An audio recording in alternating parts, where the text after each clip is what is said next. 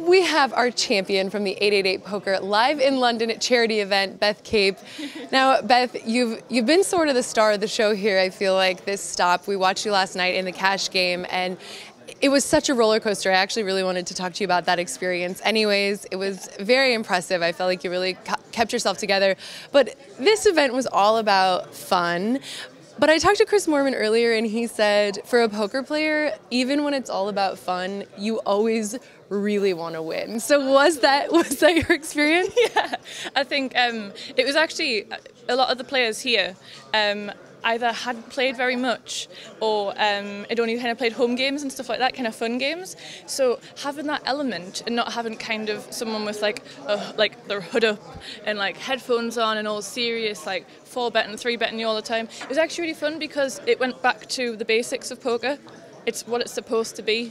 It's live, fun poker where people aren't angry when they lose money or they lose their stack because it's for charity. So it's a win-win no matter what. So that was kind of like the general atmosphere. And there was some characters at the table as well. It was a good night. I really enjoyed it. And then, yeah, last night, obviously there was monetary value there. So you always kind of want to have the financial benefit as well, because that's obviously what we're doing for a living, so that would make sense. But there is definitely an element tonight of I want to best these players. I want to best Vivi and I want to best Chris. Having a couple of really good nights, both against like the best in the world and also against pros, it's got to be reaffirming. And you're particularly lucky in this spot because I mean, unfortunately, you don't get these $5,000 for your own self, but fortunately, you were able to choose a charity of your choice, and nobody knows. Like, what is the mystery? What charity did you choose? Oh, I chose Mind. It's for kind of people struggling with their mental health. When I was younger, I had kind of a good like 4 years where I struggled with my mental health. I'm just going to throw it out there. Yeah.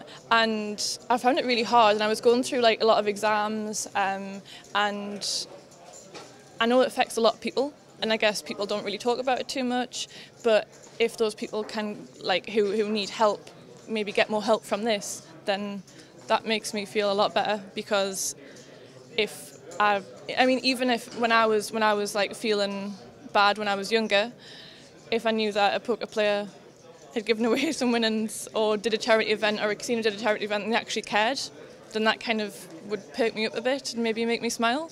Well, and I think it can be extremely isolating, although the numbers show that actually quite a few people are struggling with mental illness. I think really there's a lot of ranges and variance in that whole world, but I think a lot of people feel isolated and alone, and the reality is that actually there are so many people that are experiencing and struggling with these things alone who potentially would feel much better if they just knew that they weren't alone.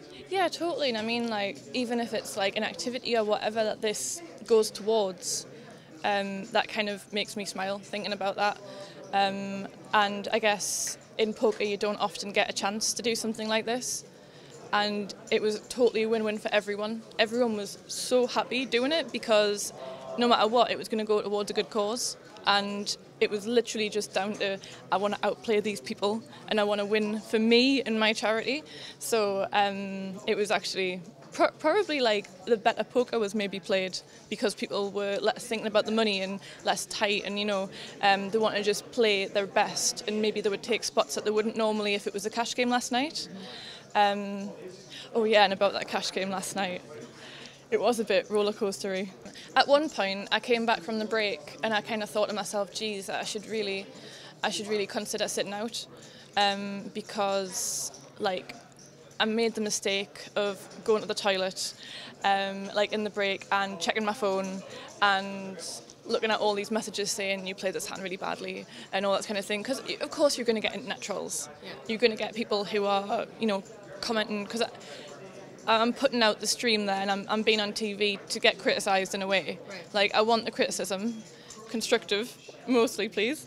But I don't. I only want nice things, please.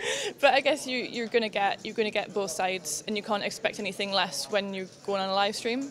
But I kind of made the mistake of reading it in the session, And then when I came back, I was kind of put off totally. It's a total mind F, no matter what, and no matter how strong you are, and no matter how, you know, much you don't care. It still hurts, and it still can get in your head. Totally. But yeah, I just kind of tried to keep being my normal self, and kind of thinking, well, you know, I think if I lose this buy-in, I'm just gonna sit out and I'm just gonna like call it a night.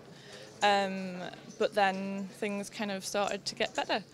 I got very lucky in some spots later on. Well, you got really unlucky in the spots earlier. And yeah, that's when we say ship it to mama. Ship it to mama. Ship it to mama's charity. Ship it in the cash game. Beth, I definitely think we will have a lot more time to talk, but even just in knowing you the short amount of time that I have, I'm really happy to see you in this spot and really happy to see you having these successes. I think we'll see a lot more of you and a lot more success. Thank you so much. You guys are with us here on PokerNews.com.